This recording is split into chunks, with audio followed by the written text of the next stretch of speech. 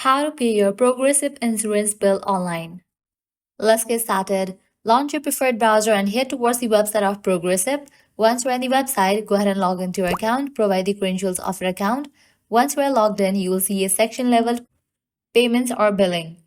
Under the Payments or Billing section, find and click on the option that says Make a Payment.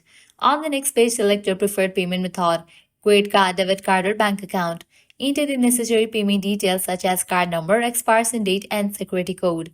Review your payment information to ensure everything is correct.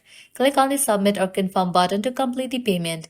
A confirmation message will appear, indicating that your payment has been successfully processed. That's how you pay your Progressive insurance bill online. Or also you can use phone number or text messages. You can locate Progressive phone number on any of your policy documents. You can call the insurance agent and have conversation about the payment.